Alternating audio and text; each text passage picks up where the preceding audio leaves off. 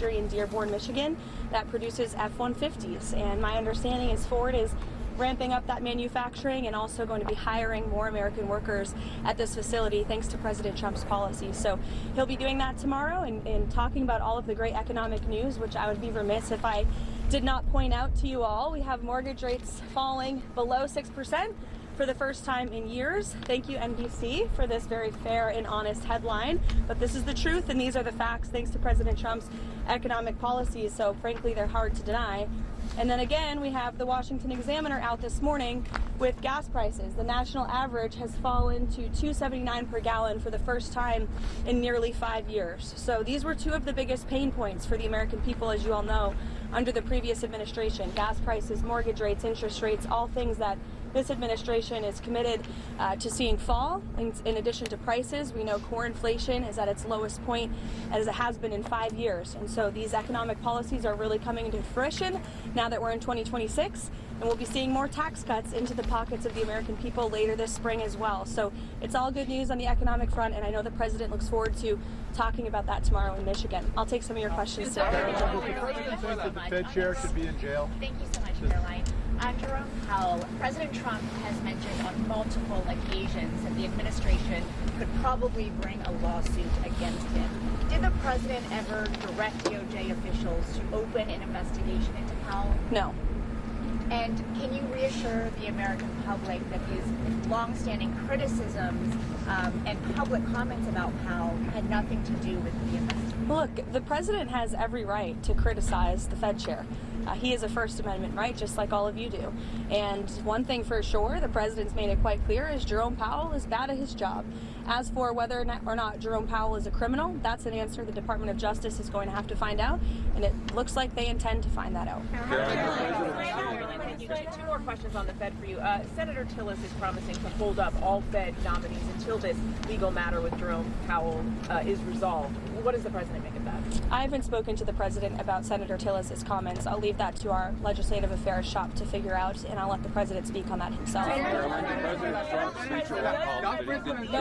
ahead. Believe that the Fed should operate independently from him. The president has made it quite clear he thinks Jerome Powell is bad at his job, and the president has made it quite clear, as have many economists, by the way, that interest rates should be lowered, and they should have been lowered a long time ago. But does he believe in the independence of the Fed, Caroline? He has, and he said that many times. Does the president believe that Jay Powell should go to jail if he lied about Eamon, you're yelling out a question that's being asked in a different way, but it's the same exact question as we just answered, and I just answered it. We'll let the Department of Justice determine that. Taking airstrikes off the table in Iran, and does he believe there's a potential path to end the protest there without military action? Well, I think one thing President Trump is very good at is always keeping all of his options on the table, and airstrikes would be one of the many, many options that are on the table for the commander-in-chief. Diplomacy is always the first option for the president. He's told all of you last night that what you're hearing publicly from the Iranian regime is quite differently from the messages the administration is receiving privately, and I think the president has an interest in exploring those messages. However, with that said, the president has shown he's unafraid to use military options if and when he deems necessary, and nobody knows that better than Iran. Go ahead, Jim. Is Steve Witkoff talking to the Iranians at the moment? I understand that Steve Witkoff will continue to be a very important player in diplomacy with respect to Iran. Trump has confidence in Delcy Rodriguez? I think the last week has shown that the president made the right, realistic assessment of what needed to take place in Venezuela at this moment in time. And the interim authorities and Delcy Rodriguez and her team have been very cooperative with the United States and the president and his team, as evidenced by the massive energy deal that the president was able to cut with the interim authorities, their commitment to release Venezuelan political prisoners, which we also saw last week. So we've seen a great level of cooperation, and the president expects that to continue. Go ahead. Sorry. And how soon does he want to see elections in Venezuela?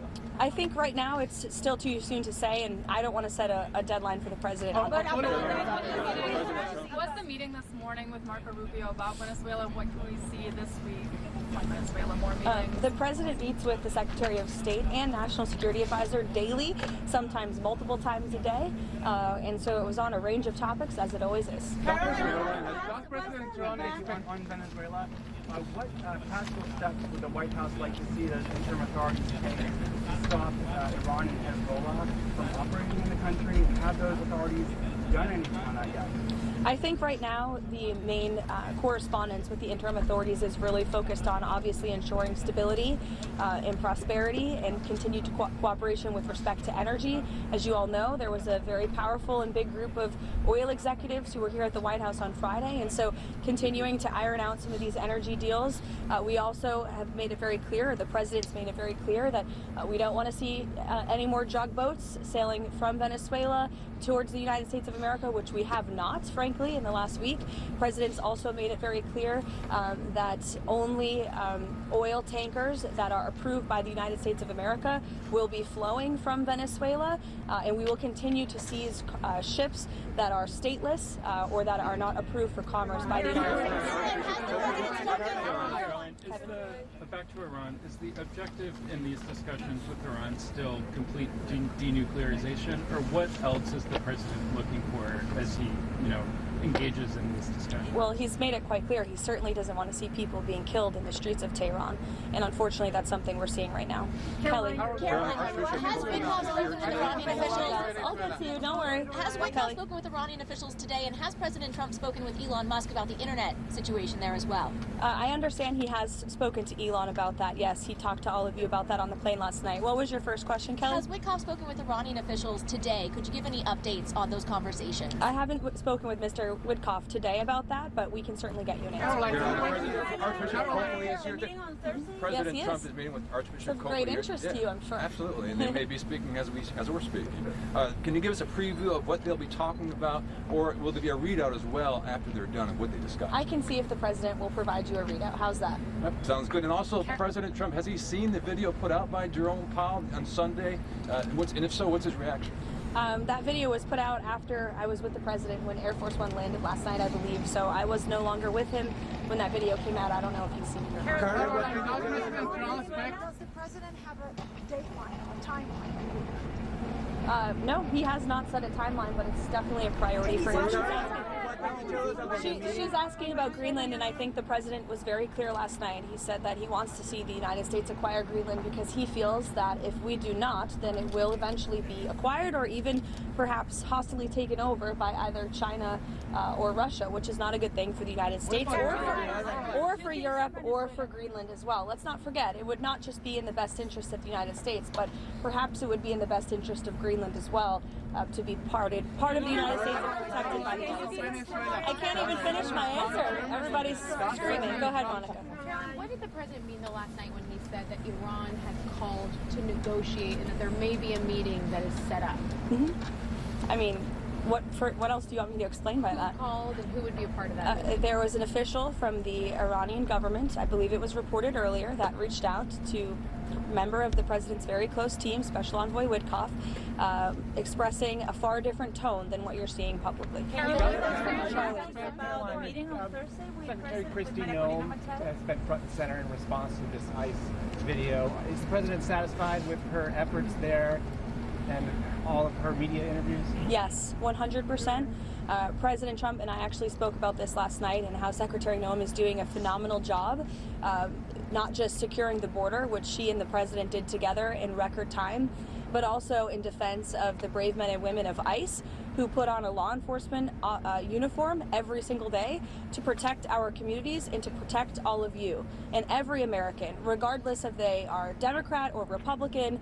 ICE is doing a very important job to remove illegal alien criminals from our communities. And I think it's very striking that all weekend long, you had agitators and violent American citizens out in the streets of Minneapolis protesting. Protesting what exactly? Apparently they are protesting the removal of heinous murderers and rapists and criminals from a city that I can guarantee you, when you look at the list of the illegal criminals that ICE is removing from our communities every day, not a single person in those protests and not a single person standing here that works in the mainstream media in Washington, D.C. would want those individuals in your neighborhood, in your community, around your children and around your families. ICE is doing an incredibly important job that's not just important to our homeland security, but our national security. And this administration will continue to stand wholeheartedly by the brave men and women of ICE, including that officer in Minneapolis who was absolutely justified in using self-defense against a lunatic who was part of a group, an organized group, to interject and to impede on law enforcement operations. And it's disgusting what we have seen from the left. And I think that it just shows you where the modern day Democrat Party stands today in protecting illegal alien pedophiles and rapists and murderers over law-abiding American citizens and our brave men and women who serve in law enforcement.